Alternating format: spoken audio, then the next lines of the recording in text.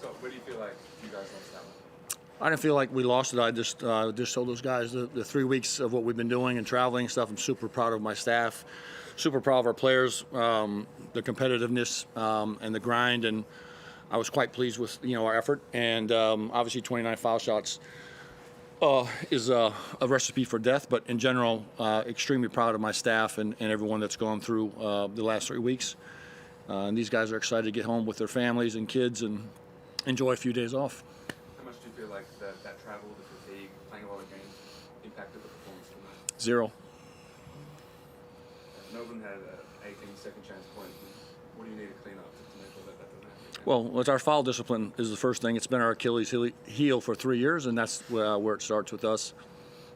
Do you have any idea of what happened to Will Magner out there? He got knocked around like a pinball, but no. Are there injury concerns? We have multiple guys carrying injuries, and we're not going to discuss it. I'm proud of how you guys stood up tonight, given how you have been decimated by injury. Yeah, I mean, that was my number one thing that I told these guys going in the locker room. My staff and everyone, just a wonderful effort. We started this journey probably 3.5 weeks ago in Burnie in the north of Tasmania and worked our way for 8 days down through the middle of the state, and then got on a plane to the Gold Coast, and then got on another plane to Singapore and down to here. And just a wonderful group of guys to be around, and we did some amazing things off the floor, and really proud of them. Singapore's meant to be a reward for winning the title. Would you prefer not to have had to travel at this stage, given you had the blitz at Burnie and to come over here? I don't mind playing any game anywhere, but when there's no rest in between, it is what my fear was all along, that we played basically 5 games in about 9 days. And when you play 3 in a row, the last time I did that was actually in a lockout year in the NBA when they were playing 3 games in a row. So if there's rest in between those games and whatever, we'll play anywhere in the world, but there is no rest. What about the man next to you? Did you put more responsibility on him from the start, or did you just roll with him as he got going? No, I mean, he's a worker, and he's blended in wonderfully with our group last year, and been a huge impact for our group, and just how he carries himself on and off the floor. And I don't know what you did tonight, but felt like you did all right. Because of all that, Scott, how... Chris Pike, Yes, hello. they let you in the arena. They did. Good deal on you. How much are you looking forward to getting home and spending a week at home now? I mean, how much? Well, have you and everyone again, for me, my wife and daughter were traveling with me, but these guys like him, we have a lot of players with young families and girlfriends that were left behind, but we have a lot of young families and kids obviously missing him. I see this kid walking around the hallway today, zooming with his son Levi, and just trying to get back in touch with everyone, and that's what our guys are doing. So, like I said, we're going to enjoy this weekend and get back and have some good meals at home with these guys and sit at the TV and relish their times with their kids again, and we'll just go back to work on Monday.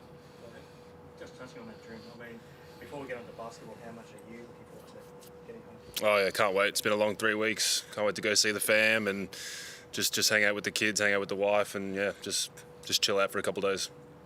Scott, just physically, how do you go about things now? Obviously, you had that hectic pre-season. What do you have to change to ensure that no players?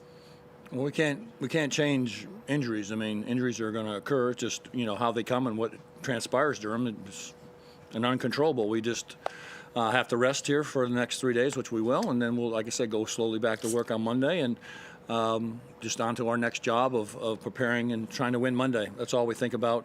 We don't talk about standings. We don't talk about things in the past. We'll just talk about trying to get better on Monday. Did you get anyone back for your next match? Do I get any?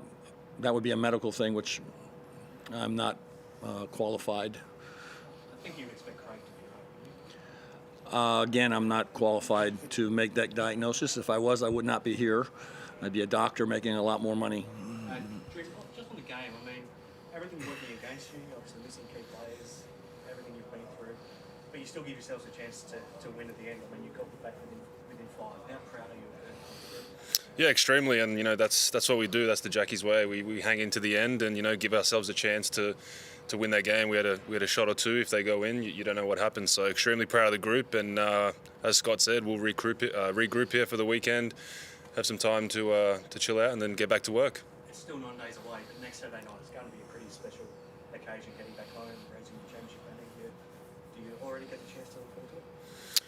I haven't even thought about it, to be honest. You know, when the moment does happen, I'm sure it'll be a special one. But yeah, like I said, for now, just focuses on rest and getting back to Tassie and yeah, chilling out. How are you feeling physically? Yeah, great. I feel great. You know, tonight was obviously it was tough, but the boys rose to the occasion, and you know we gave it a crack. Pretty unique to the night. Over hoops fest with neutral venue, but with a big crowd. Can you talk about what it felt like? Did it feel like a new game, or did it feel different at all? To me, every basketball game is the same. But yeah, but what Hoops Fest is, and you know what they're doing, is pretty cool. Having a kind of a gather round is a cool thing. So yeah, moving forward, I'm looking forward to it.